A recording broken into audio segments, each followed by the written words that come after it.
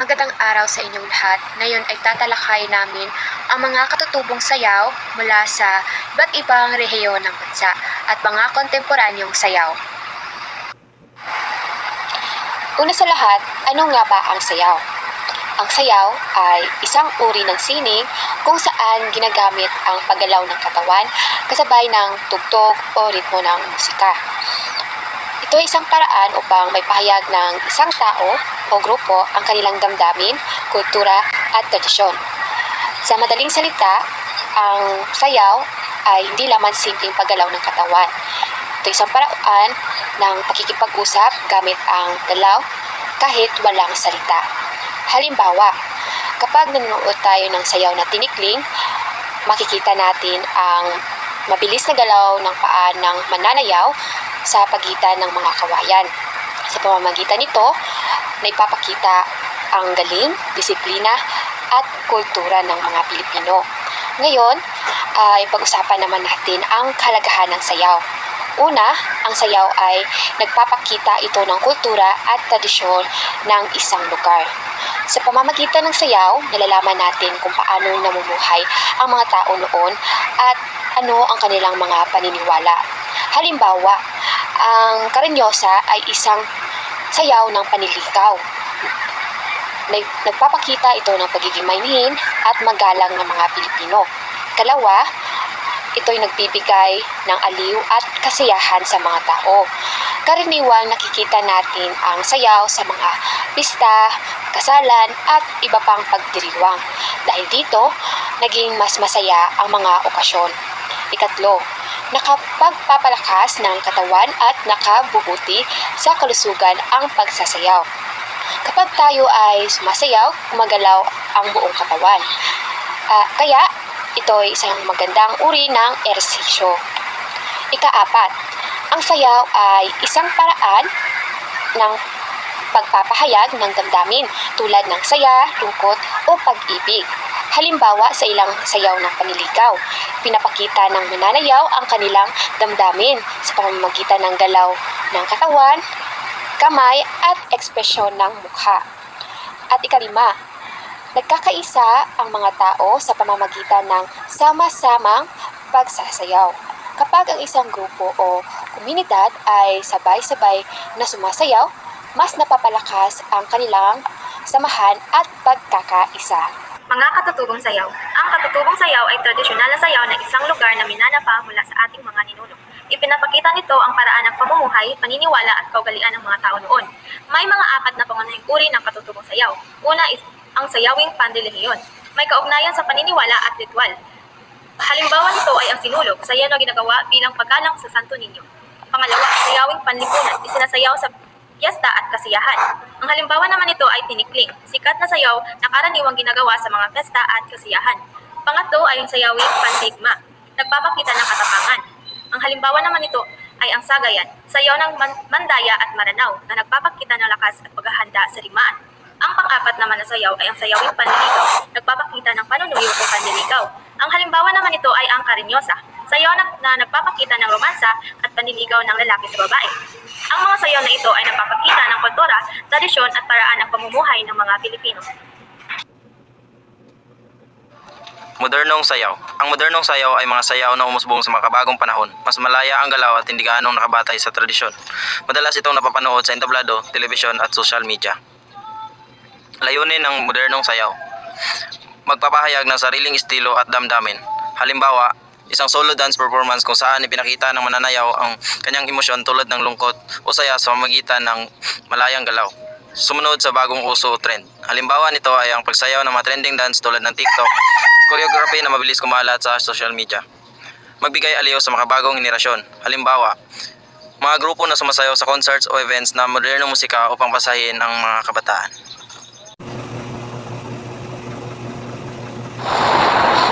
Ngayon, dumako naman tayo sa mga katutubong sayaw na nagmula sa Luzon.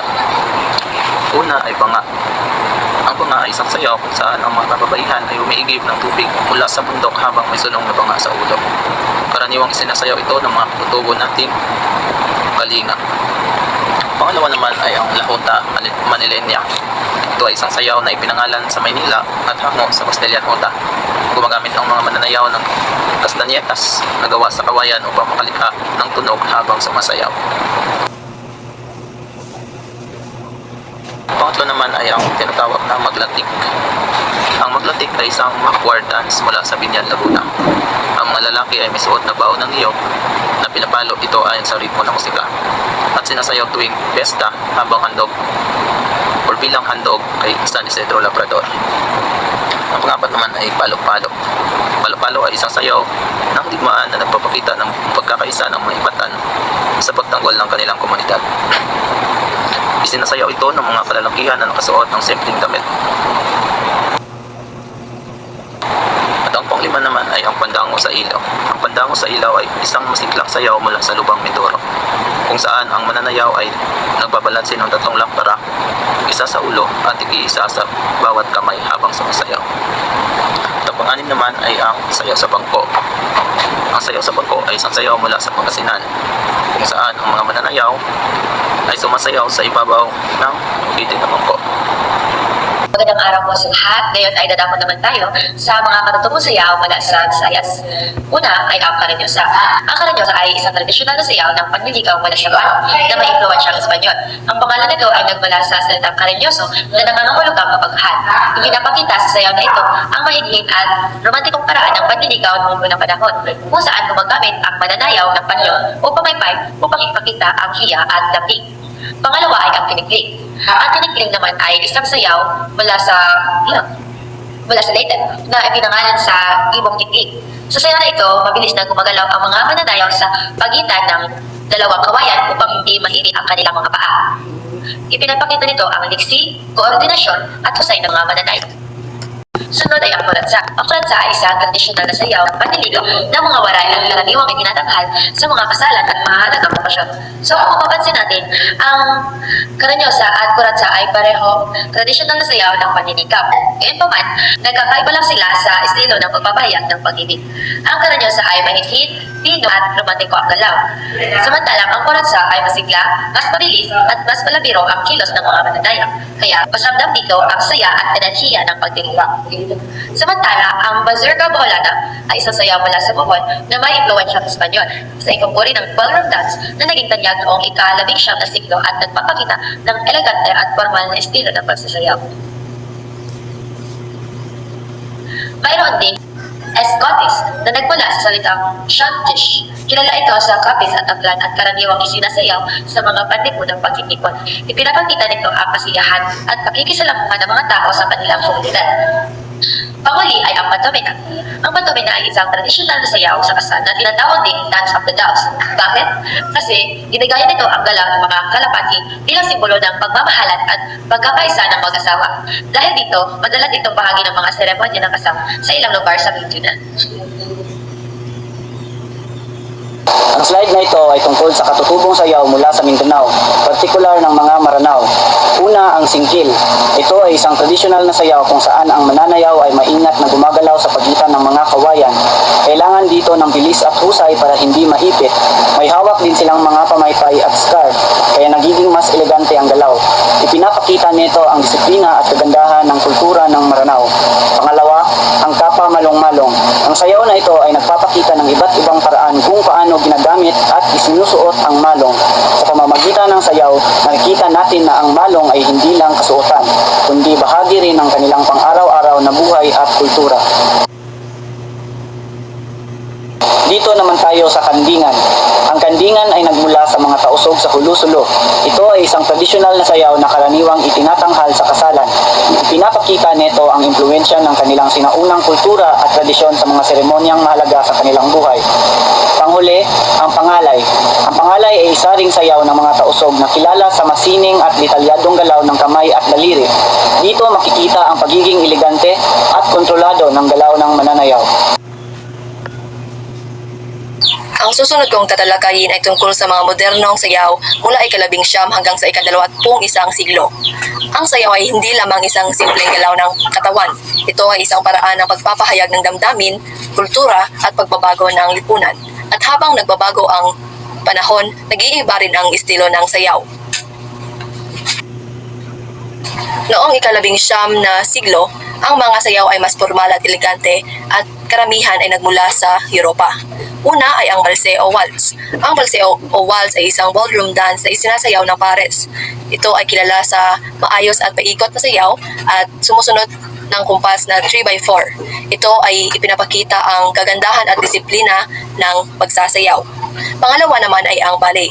Ang ballet ay isang technical at formal na sayaw na iginaganap sa mga entablado. Ito ay gumagamit ng musika at sayaw upang maikwento o maipahayag ang damdamin. At kadalasan, kailangan ito ng matinding training at kontrol sa katawan. Ikatlo naman ay ang polka. Ang polka ay isang mabilis at masiglang sayaw mula sa bansang Bohemia. Karaniwan itong isinasayaw ng magkapares at mas lively ito kumpara sa balse. Pagsapit naman sa ika-20 siglo, dito ay mas naging malaya, moderno at expressive ang mga sayaw at naimpluwensyahan na rin sa mga iba't ibang kultura. Una ay ang hip-hop dance. Ang hip-hop dance ay isang street dance na nagmula sa hip-hop culture noong 1970s sa New York. Ito ay kadalasang makikita sa mga komunidad ng mga Afro-American at ipinapakita nito ang creativity at individuality at kultura sa komunidad. Ikalawa naman ay ang jazz dance. Ang jazz dance ay isang kombinasyon ng ritmong Afrikano at estilong Europeo. Ito ay masigla, expressive at ito ay karaniwang makikita sa mga performances at musicals. Ikatlo ay ang breakdance. Ang breakdance ay isang athletic na street dance na nagmula sa Bronx, New York. Ito ay kilala sa kanyang mga acrobatic moves katulad ng spins at freeze at ito ay isa sa pinaka-dynamic na uri ng sayaw. Ang huli ay ang cha-cha-cha. Ang cha-cha-cha ay isang masigla at mabilis na sayaw na nagmula sa bansang Cuba noong 1950s. Kilala ito sa kanyang kumpas na cha-cha-cha at karaniwang isinasayaw ng magkapares. Pagdating naman sa ika-21 siglo, dito ay mas naging global, diverse, at creative ang mga uri ng sayaw dahil na rin sa impluwensya ng media at teknolohiya. Una ay ang contemporary dance. Ito ay isang malayang estilo na sayaw na ipinagsasama ang ballet at modern dance. Kilala ito sa pagiging expressive at kadalasang ginagamit upang magpahayag ng emosyon at ideya sa mas malikhain na paraan. Ikalawa naman ay ang K-pop dance na nagmula sa bansang South Korea. Ito ay kilala sa mabilis at sabay-sabay na galaw at ito ay nakilala sa buong mundo dahil na rin sa social media at global popularity ng K-pop. Ikatatlo naman ay ang street dance. Ang street dance ay isang sayaw na nagmula sa kalsada, hindi sa formal na studio. Ito ay mas informal at ito ay nagbibigay kalayaan sa mga mananayaw upang maipahayag ang kanilang mga sariling estilo at personalidad.